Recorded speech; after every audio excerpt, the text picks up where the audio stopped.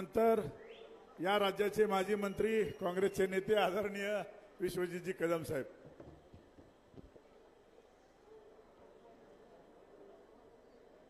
आपल्या सांगली लोकसभा मतदारसंघातील शिवसेनेचे व महाविकास आघाडीचे उमेदवार चंद्रहारजी पाटील यांच्या प्रचाराच्या निमित्ताने आज सांगली जिल्ह्यामध्ये विटा या शहरामध्ये जो महाविकास आघाडीचा मेळावा आयोजित करण्यात आलेला आहे. या मेळाव्यासाठी उपस्थित असणारे राज्याचे तरुण तडफदार नेते, शिवसेनेचे तरुण तडफदार नेते, महाविकास आघाडीचे तरुण तडफदार नेते आणि राज्याचे माजी मंत्री आमचे बंधू सन्मान्य आदित्यजी ठाकरे साहेब, इथे उपस्थित असणारे शिवसेनेचे नेते आणि वक्ते सन्मान्य नितीन बानगुडे पाटील सर, उपस्थित असणारे युथ काँग्रेसचे आमचे जुने सहकारी आणि विद्यमान आपल्या जिल्ह्याचे शिवसेनेचे प्रमुख सन्मान्य अभिजितजी पाटील, राष्ट्रवादीचे ज्येष्ठ नेते, या तालुक्याचे आमचे मार्गदर्शक आदरणीय बाबासाहेब मुळीक, उपस्थित सन्मान्य दिगंबरजी जाधव, सन्मान्य ज्येष्ठ नेते बजरंगजी पाटील, जिल्ह्याचे शिवसेनेचे प्रमुख सन्मान्य संजयजी विभूते, आमचे तरुण तडफदार सहकारी पैलवान संतोषजी वेताळ, सन्मान्य सुरेश काका पाटील, सन्मान्य सुमितजी गायकवाड, सन्मान्य अशोकरावजी साळुंके, सन्मान्य दादा भगत, इथे उपस्थित असणारे सर्व आमच्या माता भगिनी, शिवसेना काँग्रेस राष्ट्रवादी काँग्रेस पक्षाचे सर्व कार्यकर्ते, मोठ्या संख्येने उपस्थित सर्व विटा शहरातील नागरिक, सर्व पत्रकार, वृत्तवाहिन्यांचे प्रतिनिधी आणि उपस्थित बंधू भगिनींनो, आज विटा या शहरामध्ये आपल्या खानापूर तालुक्याच्या सुपुत्राला आशीर्वाद देण्याकरता, शुभेच्छा देण्याकरता, त्यांना ताकद देण्याकरता, पाठबळ देण्याकरता आज खास मुंबईहून राज्याचे शिवसेनेचे नेते आणि एक महाराष्ट्रातल्या लोकांचं आणि तरुण पिढीचं आकर्षण असणारे आदित्यजी ठाकरे आज इथे प्रचाराच्या शेवटच्या दिवशी वेळात वेळ काढून इथे आलेले आहेत. हे निश्चितच कौतुकास्पद आहे आणि चंद्रहारजी याचं महत्त्व आपण समजून घ्या की महाराष्ट्राच्या लोकसभेच्या या टप्प्यातील शेवटच्या दिवशी जर पक्षनेता आपल्यासाठी वेळात वेळ काढून या ठिकाणी विटापर्यंत येत असेल म्हणजे कुठेतरी आज शिवसेनेची ही संपूर्ण ताकद आपल्या पाठीशी उभी आहे. हा संदेश आजच्या त्या आदित्यजी ठाकरेंच्या दौऱ्याच्या माध्यमातून ते तुमच्याकरता देत आहेत. आदित्यजी, मी थेट मुद्द्यावरील सांगली लोकसभा मतदारसंघाच्या बाबतीत गेल्या काही महिन्यांपासून बरंच नाट्य घडलं, त्यावर मी आता सविस्तर बोलणार नाही, कारण जे गेल्या काही महिन्यात वृत्तवाहिन्यांच्या माध्यमातून असेल, सांगलीत झालेला काँग्रेस पक्षाचा कार्यकर्त्यांचा मेळावा असेल, किंबहुना परवा राज्याचे ज्येष्ठ नेते आणि आपल्या सर्वांचेच मार्गदर्शक ज्या धाडसाने महाराष्ट्राच्या राजकारणात, देशाच्या राजकारणामध्ये सत्ताधारी पक्षाला, भाजप पक्षाला अंगावर घेत आहेत, त्यांना सडेतोड या ठिकाणी उत्तर देतात, असे आदरणीय उद्धव बाळासाहेब ठाकरेंच्या परवाच्या सभेत सुद्धा आज जे काही माझ्या भावना आहेत त्या मी या ठिकाणी एक मांडण्याचा प्रयत्न केला. जिल्ह्यातला काँग्रेस पक्षाचा एक कार्यकर्ता आमदार म्हणून माझी एक नैतिक जबाबदारी होती, ती एका विशिष्ट मर्यादापर्यंत मी ती पार पाडण्याची मी मनापासून प्रयत्न केला. ह्याला सगळा जिल्हा, महाराष्ट्र, देश साक्षीदार आहे. परंतु महाविकास आघाडी आणि इंडिया अलायन्स हे एका चांगल्या देशाच्या संरक्षणासाठी, लोकहितासाठी, देशाचं आपलं संविधान जे धोक्यात आहे ते संविधान वाचवण्यासाठी, लोकशाही टिकवण्यासाठी ही इंडिया अलायन्स आणि महाविकास आघाडी आपण सगळ्यांनी एकत्रितपणे गठीत केली. खरं सांगायचं म्हणलं तर 2019ला महाराष्ट्राच्या इतिहासात एक अद्भुत असा राजकारणामध्ये एक चित्र आपल्याला पाहायला मिळालं आणि काँग्रेस राष्ट्रवादी पक्षाबरोबर शिवसेना हा पक्ष आदरणीय उद्धवजी बाळासाहेब ठाकरेंच्या नेतृत्वाखाली हा महाविकास आघाडीच्या माध्यमातून एकत्रित आला.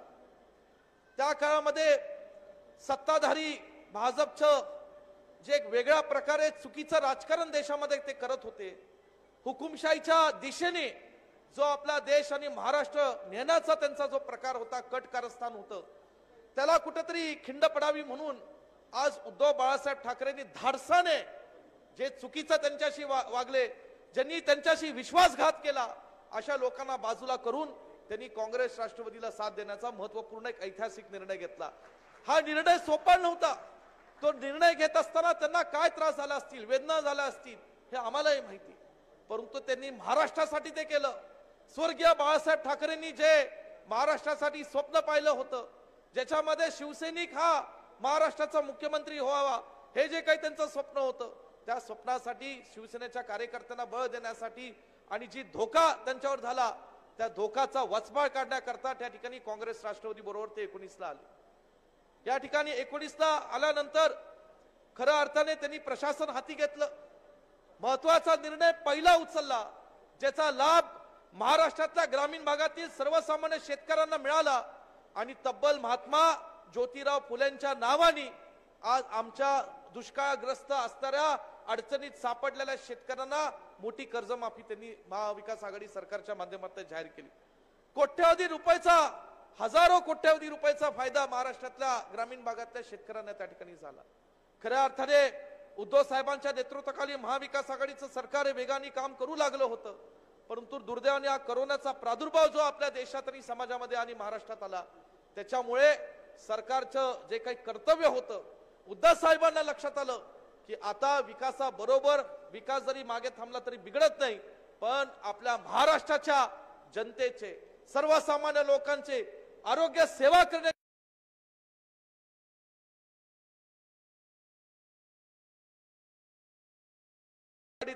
जे काय असेल ते हॉस्पिटल यंत्रणा उभ्या केल्या आणि लोकांची सेवा केली. हे जे काय उद्धव साहेबांनी महाविकास आघाडीनी काँग्रेस राष्ट्रवादीनी केलं, हेच चांगलं काम करोनाच्या काळातलं कुणाला बघवलं नाही आणि म्हणून सत्ताधारी भाजपच्या लोकांची दृष्ट या आपल्या सरकारला लागली. आज जे खरं महाराष्ट्राच्या राजकीय संस्कृतीत कधी घडलं नाही ते त्यांनी घडवून आणलं. दुर्दैवाने या ठिकाणी पहिलं शिवसेना पक्ष फोडण्याचा या ठिकाणी फोडला त्यांनी. स्वर्गीय बाळासाहेब ठाकरे साहेब हे महाराष्ट्रातलं एक अत्यंत आदर्श व्यक्तिमत्व. स्वर्गीय बाळासाहेब ठाकरेंनी साहेबांनी मुंबईमध्ये जेव्हा शिवसेना स्थापन केली, जे महाराष्ट्राच्या कानाकोपऱ्यातून वेगवेगळ्या जिल्ह्यातून ग्रामीण भागातून त्या काळामध्ये त्या परिस्थितीत जे गिरणी कामगार म्हणून मुंबईत काम करत होते, त्या गिरणी कामगारांच्या न्याय हक्कासाठी शिवसेनेची स्थापना त्यांनी केली. महाराष्ट्रातल्या मराठी लोकांच्या अस्मितेसाठी त्यांनी शिवसेनेची स्थापना केली.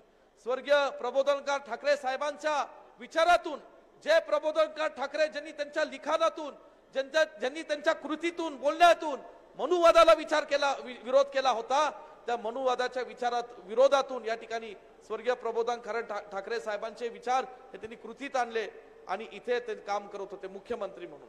आज मला सांगायचंय की उद्धव बाळासाहेब ठाकरेंनी इथे जे काही पक्ष उभा केला, स्वर्गीय बाळासाहेब ठाकरे साहेबांच्या नंतर जे नेतृत्व केलं, ते काही लोकांना बघवलं नाही. कुठेतरी आता सत्ताधारी भाजपचा स्पेस महाराष्ट्रामध्ये हा पक्ष मोठ्या प्रमाणात घेतोय, लोकांचा ओढा त्यांच्याकडे आहे, हे त्यांना बघवलं नाही आणि म्हणून त्यांनी पक्ष अत्यंत वाईट पद्धतीने, चुकीच्या पद्धतीने फोडला. परंतु मला सांगायचं, तोड्यापर्यंत भूक त्यांची भागली नाही. पुढे जाऊन परत महाविकास आघाडी विरोधी पक्षात असताना सुद्धा वज्रमुठच्या सभेच्या माध्यमातून चांगलं काम करत होते, लोकांचा प्रतिसाद मिळत होता आणि म्हणून पुन्हा राष्ट्रवादी काँग्रेस पक्ष त्यांनी सुद्धा फोडला आणि महायुतीचं सरकार या महाराष्ट्रामध्ये त्यांनी स्थापन केलं. हे सगळं महाराष्ट्राला माहिती आहे.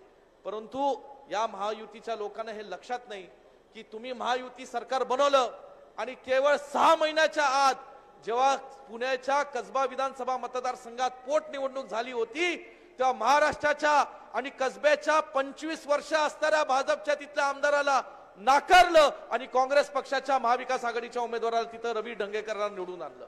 आज महाराष्ट्रामध्ये हेच एक सुप्त लाट आम्हाला पाहायला मिळते. लोकांचं महाविकास आघाडीकडे, इंडिया अलायन्सकडे प्रचंड मोठा ओढा आहे. आज जे काही उद्धव बाळासाहेब ठाकरेंबाबतीत घडलं, शरद पवार साहेबांबाबतीत घडलं, त्याच्या बाबतीत चीड आहे. आज देशामध्ये राहुलजी गांधी आमचे नेते आज संघर्ष करतायत. कन्याकुमारी पासून ते जम्मू काश्मीर पर्यंत 3500 किलोमीटरची पायी पदयात्रा त्यांनी काढली. जगाच्या इतिहासात असं घडलं नाही की कोण 3500 किलोमीटर त्या ठिकाणी पायी चाललं. गोर गरिबांचे, कार्यकर्त्यांची, ग्रामपंचायत असतील, या ठिकाणी उद्योग क्षेत्रातले लोक असतील, आर्मीतले असतील, वेगवेगळ्या लोकांची ते संवाद साधत होते आणि त्या भारत जोडो यात्रेमुळे देशामध्ये राहुलजींच्या बाबतीतलं एक नवं चैतन्य आकर्षण निर्माण झालं. आपणही त्याला साथ चांगली त्या पद्धतीने दिली. महागाईचा मुद्दा असेल, बेरोजगारीचा मुद्दा असेल, आदरणीय बानगुडे साहेब म्हणाले त्या पद्धतीने आज जीएसटी, नोटबंदी, शेतकऱ्यांवर झालेला लाठीचार दिल्लीमध्ये, जे हरियाणा पंजाबचे शेतकरी महिन्यान उन्हातानाचं थंडी वाऱ्याचे तिथे बसले होते, जवळजवळ 72 शेतकरी तिथे रस्त्यावर मेले, परंतु या भाजपची त्यांच्याकडे डुंकून सुद्धा पाहिलं नाही. अहो, काल परवाची गोष्ट, आमच्या माता भगिनी महिला मोठ्या संख्येने इथे उभ्या बसलेल्या आहेत. लाज वाटली पाहिजे भाजप पक्षाला की ज्यांनी स्त्रियांची अवहेलना केली अशा कर्नाटकातल्या एका भाजपच्या कार्यकर्त्याला त्यांनी लोकसभेची उमेदवारी दिली. अशा पद्धतीची आज संस्कृती हे त्यांच्या पक्षात चालू आहे. या संस्कृतीला, या सर्वसामान्य लोकांना जी पिळवणूक केली जाते, या सगळ्या पद्धतीला विरोध करण्याकरता इंडिया अलायन्स आणि महाविकास आघाडी इथं एकत्रित आली आहे. आदरणीय अध्यक्षजी, तुम्ही आज वेळ काढून इथे आलेलात. मला एकच सांगायचंय की चंद्रहार पाटील हा एक सर्वसामान्य शेतकरी कुटुंबातला एक तरुण आमचा पैलवान आहे. खरं सांगायचं म्हटलं तर ग्रामीण भागात जेव्हा शेतकरी कुटुंबातली मुलं पैलवान होतात तेव्हा त्या आई वडिलांना प्रचंड खर्च करावा लागतो. कुणाची ऐपत असते, कुणाची ऐपत नसते, पण ग्रामीण भागात लोकांना किंवा वडिलांना नाद असतो की माझं पोरग चांगलं पैलवान झालं पाहिजे. सांगली, कोल्हापूर या दोन्ही जिल्ह्यांना पैलवानकीचा फार मोठा इतिहास आहे.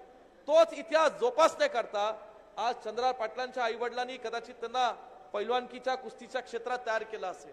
एक सर्वसामान्य शेतकरी कुटुंबातला मुलगा, खानापूर तालुक्यातला सुपुत्र, त्यांनी या ठिकाणी पैलवानकीचं प्रशिक्षण चांगलं घेतलं आणि सन 2008ला कडेगावला जेव्हा महाराष्ट्र कुस्ती केसरी स्पर्धा झाल्या होत्या, त्यात पहिल्यांदा महाराष्ट्र केसरी बनण्याचा मान हा पहिल्यांदा चंद्रहार पाटलांना कडेगावच्या मातीत झाला होता. पुढे त्यांनी काम सुरू ठेवलं, जिल्हा परिषद लढली, त्यामध्ये जिल्हा परिषदच्या माध्यमातून त्यांनी खानापूर तालुक्यात काम केलं. आज गेल्या काही वर्षापासून ब्लड डोनेशनच्या माध्यमातून जिल्ह्यातल्या अनेक लोकांना त्यांनी जवळ केलं. या ब्लड डोनेशनच्या माध्यमातून देशाच्या जवानांना, आर्मीला त्यांनी ते ब्लड डोनेशनच्या बाटल्या देण्याचं एक फार पुण्याचं काम केलं. महाराष्ट्र केसरी बैलगाडी स्पर्धा असतील, मोठ्या स्पर्धा त्यांनी भरवला. ग्रामीण भागात जसं मुलाला शेतकरी जोपासतो तसं त्यांची बैल सुद्धा आज शेतकरी प्रेमाने जोपासत असतात. अशा बैलांच्या ज्या शर्यती आज ग्रामीण भागात मोठ्या प्रमाणात प्रसिद्ध झाल्या, अशा फार मोठ्याच बैलांच्या स्पर्धा सुद्धा चंद्रहार पाटील केलेल्या आहेत. राजकारणात आमचा नौका हा पैलवान आहे, परंतु काम करतोय. लोकांचा आशीर्वाद घेऊन, अनेकांचा साथ घेऊन आज त्यांच्या परीने ते धडपड करून काम करतायत. लोकसभेची उमेदवारी बाबतीत जे काय झालं असेल, परंतु त्यांनी त्यांच्या परीने जास्तीत जास्त लोकांपर्यंत पोहोचण्याचं काम करतायत. आणि म्हणून थोडीशी पूर्वतयारी झाली असती आदित्यजी 6-7 महिन्यापासून, वर्षभरापासून, तर जनता त्याला चांगला प्रतिसाद निश्चितपणे देते. परंतु आज ही लोक चांगला प्रतिसाद देत आहेत. शिवसेनेच्या बाबतीत, महाविकास आघाडी बाबतीत चांगलं या ठिकाणी आकर्षण आहे. राष्ट्रवादी काँग्रेस पक्षाने चांगला पुढाकार या ठिकाणी घेतलेला असं मला दिसून येतं. आणि म्हणून या ठिकाणी मला आपल्याला सांगायचंय की निश्चितपणे येणाऱ्या या निवडणुकीमध्ये देशात इंडिया अलायन्स, महाराष्ट्रात महाविकास आघाडीचा विजय होईल आणि त्यात चांगलीची भर पडेल एवढाच विश्वास व्यक्त करतो आणि माझे मनोगत इथंच थांबवतो. जय हिंद, जय महाराष्ट्र. धन्यवाद. यानंतर ज्यांचे विचार ऐकण्यासाठी आपण